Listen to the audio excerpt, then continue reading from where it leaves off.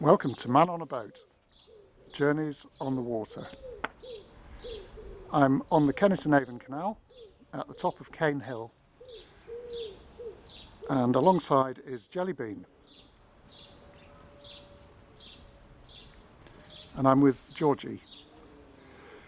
Georgie, what does the boat mean to you? I think the boat is my home, first and foremost, and that's a very important thing to remember. It's quite interesting when you have people aboard who see it as a bit of a jolly, when really, it is your home. But I think the most important factor to me is, well, it's my own space, first of all, but the fact that it's transportable and I can move it wherever I want is absolutely key for me. I started in London and now I am on my way to Bristol because it needs, as you can probably see, it needs a lot of work doing to it. So she's not in the best shape at the moment, but she'll be far prettier on the way back up the Kennet Avon if we decide to take that route. And yeah, I think I was sort of flat hunting for a long time and found it all quite stifling and all quite traumatic because I knew that I needed to be in a little town called Keynsham for a lot of the time because my sister and her family are down there. And so the idea of either buying a flat in London or in Keynsham it wasn't really, it was an investment, it was much more of a head decision. And then I decided that this was the best way to do it, and I get absolutely the best of both worlds then. And I get to be in the city when I want to be in the city, and I get to be in the countryside when I want to be in the countryside too. So I think that's what my boat means to me anyway. In terms of the canal boats widely, there's obviously a sense of space, isn't there, that these afford you, which something like a flat wouldn't? Definitely. I think it's, I find it really interesting that the inside of my boat is tiny, absolutely tiny.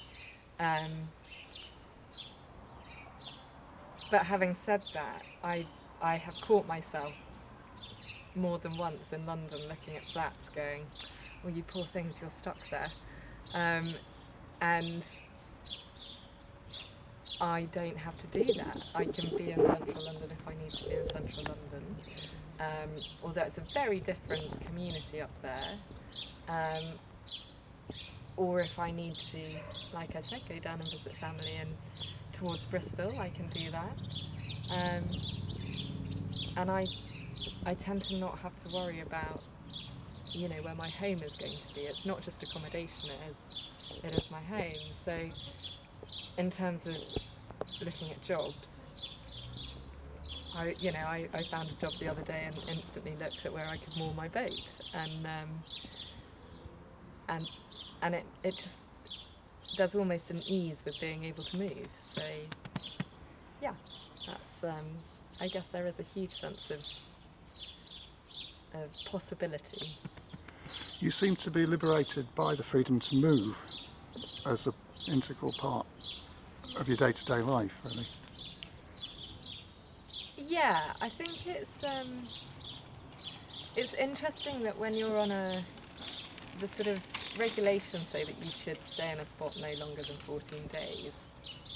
And it's interesting, I always find personally that when I'm in the city, you cling onto that mooring spot for dear life because they're hard to come by. And you don't feel restrained by it. It's quite a comfort to know that you've got it.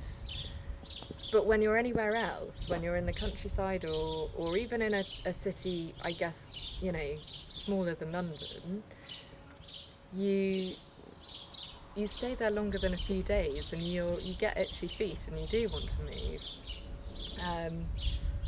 And it is very liberating. And it's also there's almost a sort of secrecy to it. You get to see all kinds of things that you just never knew existed. So you see things from a hugely different viewpoint. And you sort of, you get to do it when you want to do it as well. There's no sort of, other than, you know, work and things like that, there's no real time restrictions on where you've got to be when, which is a great thing, I think.